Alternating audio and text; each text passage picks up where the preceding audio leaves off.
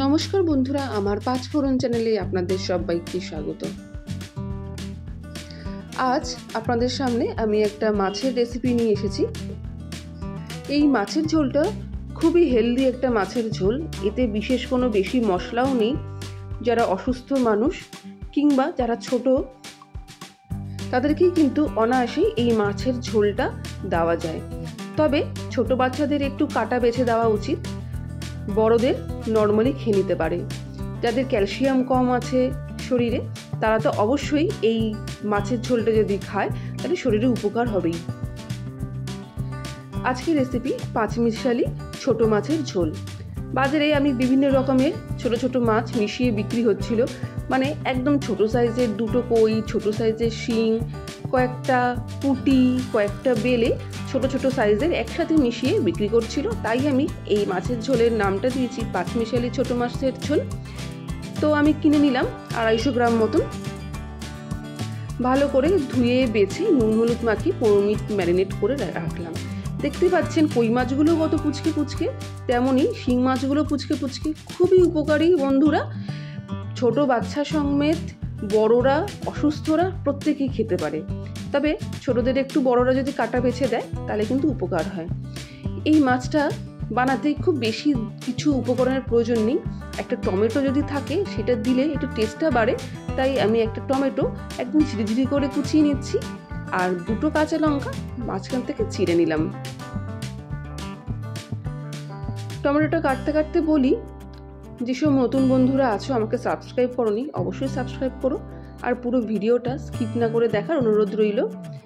আমি যেভাবে করছি এইভাবে করলে সময়ও যেরকম কম লাগবে, খেতেও কিন্তু খুব ভালো হবে। তবে এই মাছটা করতে একদমই আমি কোনো পেঁয়াজ ব্যবহার করছি না, খুব অল্প উপকরণ দিয়ে মাছের ঝোলটা করছি। যাই হোক, টমেটো কাটা হয়ে গেছে, কাঁচা লঙ্কা চিড়ে নিয়েছি, আর খুব সামান্য পরিমাণের আদা এরমভাবে ঘষে নিলাম। কোনো রসুন বা পেঁয়াজ এই মাছের ঝোলে পড়বে না, শুধু আদা টমেটো দিয়েই করা হবে এবং কাঁচা লঙ্কা। আদা খুব বেশি লাগবে না, মোটামুটি হিসাব অনুযায়ী 1 চামচ আদা নিলেই যথেষ্ট। এরপর আমি কড়াইতে নিয়ে নিচ্ছি মাছ ভাজার জন্য 1 টেবিল স্পুন মতন সর্ষের তেল। তেলটা আমি গরম করতে দিলাম। তেল গরম হয়ে যাওয়ার পর আমি মাছগুলোকে হাফ হাফ করে ভেজে নেব। তেল গরম হয়ে যাওয়ার পর একটু লবণ ছিটিয়ে দিলাম, যাতে মাছগুলো দিলে গায়ে ছিটকে না আসে তেল, সেই জন্যে। প্রথমে আমি যেইটুকু মাছ কিনেছিলাম তার হাফ পরিমাণ দিয়ে দিলাম। প্রথম লটের মাছটাকে ভালো করে ভেজে নেব লালচে লালচে করে।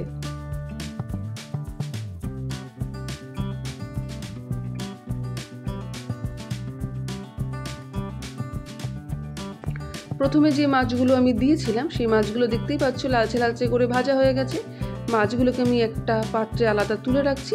এরপর বাকি যে অবশিষ্ট মাছগুলো আছে সেই মাছগুলো একইভাবে ভেজে নেব।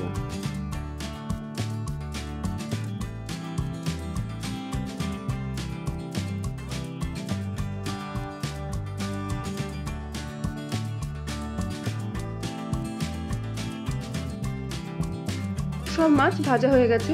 আমি কিন্তু আর কোনো তেল দিলাম না। কড়াইতে যেটুকু তেল অবশিষ্ট রয়েছে তার মধ্যে দিয়ে দিলাম হাফ চামচ থেকে সামান্য কম গোটা জিরে ফোড়ন।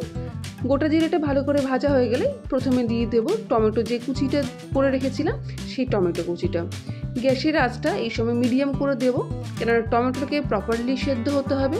তাই মিডিয়াম আছে টমেটোটা ভালো করে ভেজে নিতে হবে। মোটামুটি 4 থেকে 5 মিনিট সময় লাগবে, খুব বেশি সময় কিন্তু লাগবে না।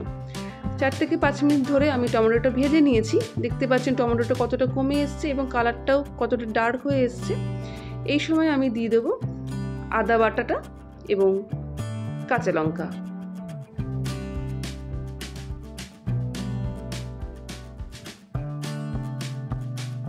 আদা বাটা কাঁচা লঙ্কাও টমেটোর সাথে বেশ ভালো করে ভাজবো। একটু সময় নিয়ে ভাজতে হবে যাতে আদার কোনো কাঁচা গন্ধ না থাকে, সেইভাবেই কিন্তু ভেজে নিতে হবে মিডিয়াম আছে। দেখতেই পাচ্ছেন।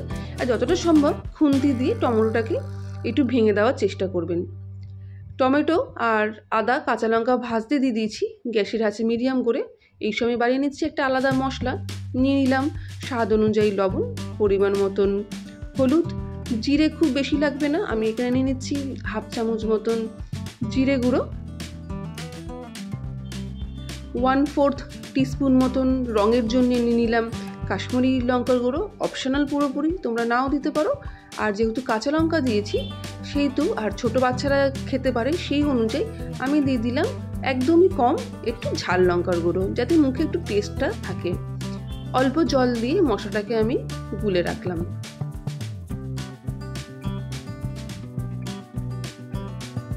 অন্যদিকে টমেটো আদা খুব ভালো করে ভাজা হয়ে গেছে। এই সময় দিয়ে দিচ্ছি যে মশলাটা আমি গুলে রেখেছি, সেই পুরো মশলাটা আমি দিয়ে দিলাম।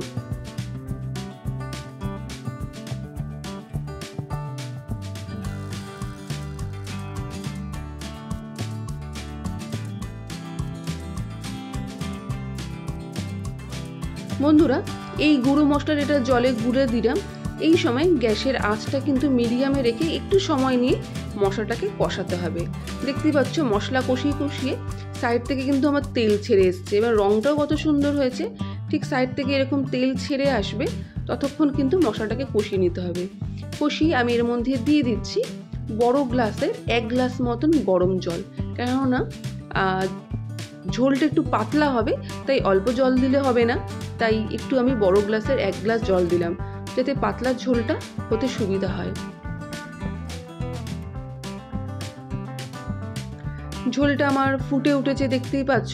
এই সময় একটু লবণটা চেখে নেবে। যদি মনে হয় লবণ কম হয়েছে তাহলে আর একটু সামান্য পরিমাণ লবণ দিয়ে দেবে। আবারও খানিকক্ষণ ফুটতে দেবে। যখন সম্পূর্ণ খুব ভালোভাবে ফুটে উঠবে সেই সময় দিয়ে দিতে হবে আগে থেকে যে মাছটা ভেজে রাখা হয়েছিল সেই মাছগুলো।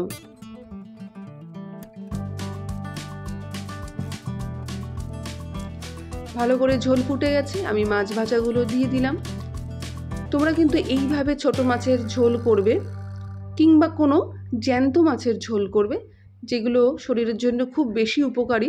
ছোট বাচ্চারা, বয়স্করা কিংবা অসুস্থরা, আর যারা ছোট মাছ নর্মালি খেতে ভালোবাসে তারাও খেতে পারো।